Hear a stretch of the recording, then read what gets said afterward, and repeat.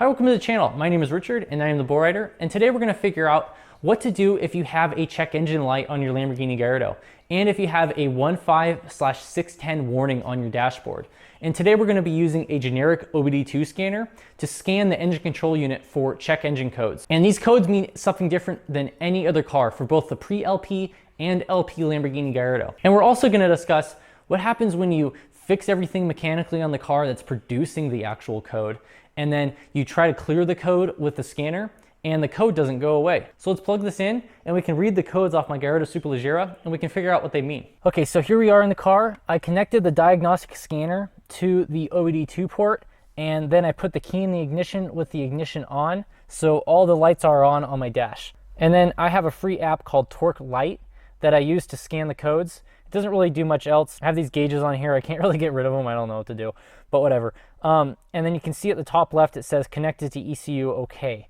And you're gonna have to configure whatever one that you purchase, whether it be Bluetooth or Wi-Fi, to your iPhone or Android, depending on what you have, So I'm gonna go into settings, and then I'm going to hit fault codes, and then I'm gonna hit show logged faults. And it's going to pull the fault codes off the ECU. Right, so I see I have a P1476. And you can pull up the code and it'll say BMW leak diagnostic pump clamp tube, or it'll say evap emission control problems, or if you Google it, it'll say you have a bad leak detection pump, or you'll have a clogged diesel particulate filter.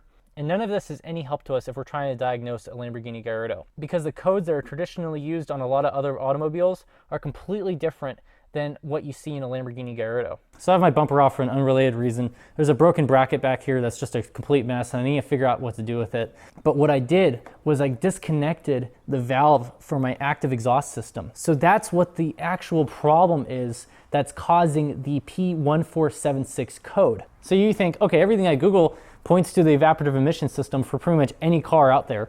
But on a Lamborghini, it's completely different, and it's in a completely unrelated, totally different system entirely. So what I did is I have in the description below a table with all the engine codes that shows you which code is actually specific for this car. And it'll help you diagnose the car a lot more effectively than just Googling something. So let's go ahead and plug this back in, and we'll try to clear the trouble code and see what happens. So we plug that exhaust valve back in, but that still doesn't answer the question of what is the 15 and 610 warning on the dash. All that's really trying to tell you is which engine bank you're having a problem in. So cylinders numbered 1 through 5, when you're looking at the rear of the car, are right next to your coolant reservoir on the right side, and cylinders number 6 through 10 are on the left side. So if a warning comes up on your dash and it says 1 through 5, you're obviously going to have a problem in this side of the engine as opposed to this side. But what happens if you have a 15 and a 610? That typically indicates that you have a sensor faulty that both banks of the engine use. So for instance, our active exhaust is used by both banks of the engine, and that's why we got the 15 and 610 warning on the dash.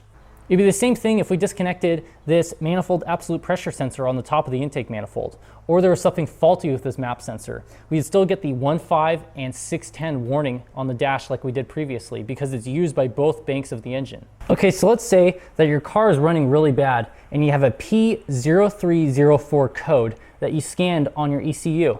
Well, that's going to tell you a lot of things, and that's a code for a cylinder number 4 misfire. And that will allow you to determine if it's the injector right on that cylinder that's faulty, if it's the coil pack on the cylinder that's faulty, or if it's the spark plug on that cylinder that's faulty, or something in that cylinder specifically that is causing that misfire.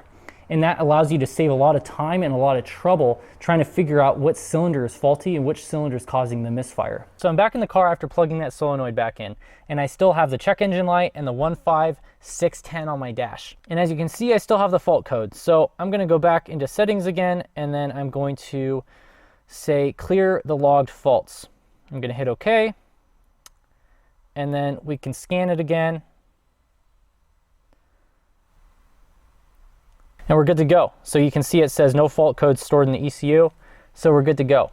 And when you fix a problem on the car and then try to clear the codes, you might experience one of two conditions. The first one being the ECU might let you clear the code right away and you'll be off to the races, no problem whatsoever. And the second one being that the code likes to stick around for some reason. And even though everything is perfect mechanically and you fix the root cause of the problem, for some reason, the code doesn't want to go away. And the best thing I can say about that is that the ECUs in these cars are a little bit finicky. And the way to fix this is, for one, to make sure that you fix the root cause of the problem. And two, you have to take it out on a couple driving cycles. So after 4 to 5 driving cycles, the code should clear itself. So what I recommend is just taking your car out on errands after you fix the root cause of the problem, even though you do have the check engine light still. And after you go in and out of a couple stores, the code should clear itself. And that was my exact issue with the same exact code previously, where I didn't connect that connector all the way for the exhaust solenoid valve. And then when I did, the code wouldn't go away.